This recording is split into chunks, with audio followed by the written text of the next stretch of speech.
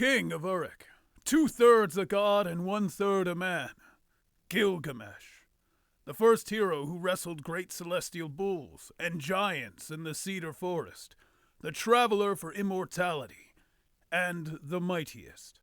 But how mighty is he? At the very least, we know the axe he uses in combat with the giant Humbaba, the might of heroes, weighs 90 pounds.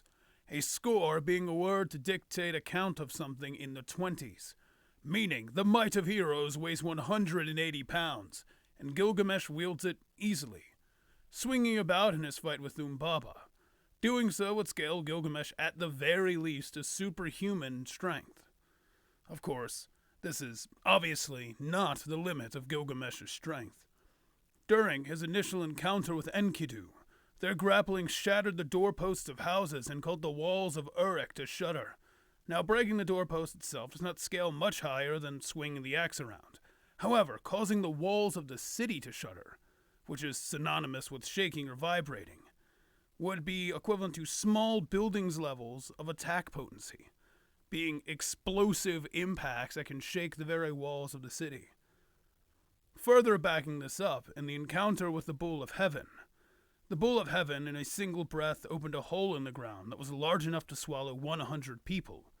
In a second breath, which was even stronger, a hole large enough to cause 200 people to fall to their death.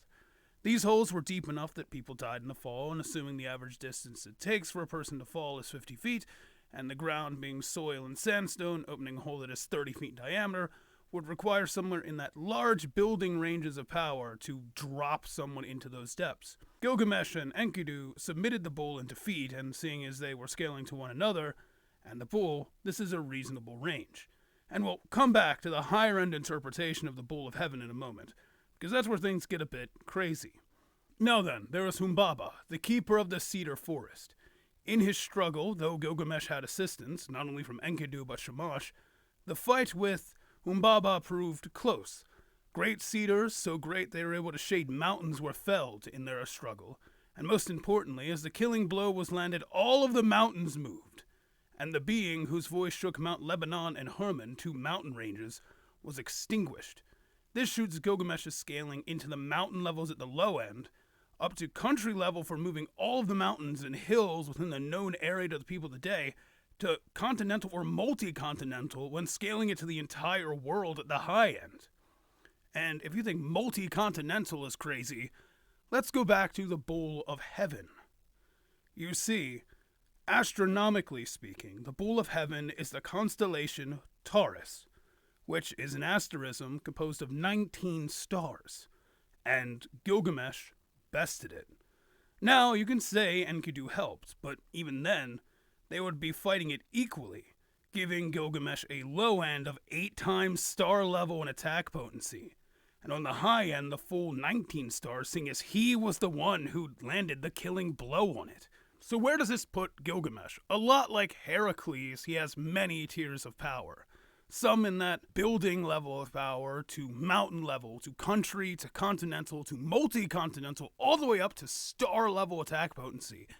And there's relevancy for each. We'll get to where I scale him a little bit later.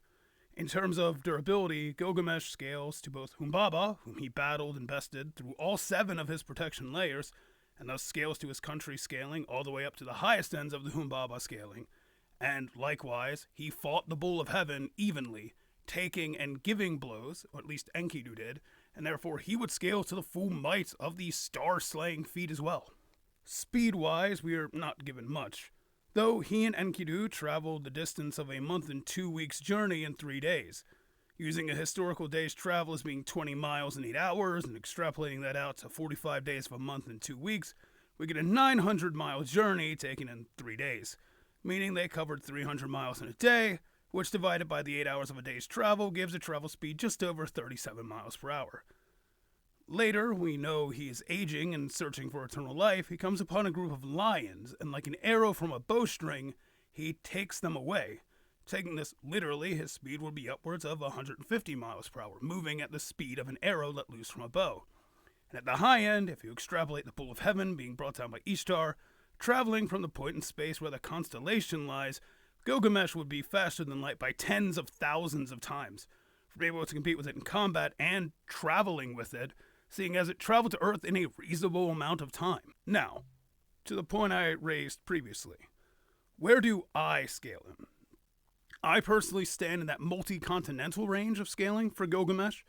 Obviously, with Umbaba being able to die and cause all the mountains to move on the Earth, that's a pretty comfortable multi-continental feat, and for that, I think, is a fair place for Gilgamesh. Scaling the Bull of Heaven to its constellation is a bit much, but you can take that highball and put Gilgamesh in that multi-star level of attack potency and durability.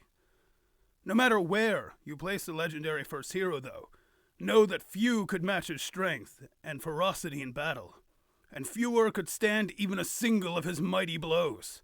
Be wary, for this first hero is far from the weakest. And as always, thanks for watching.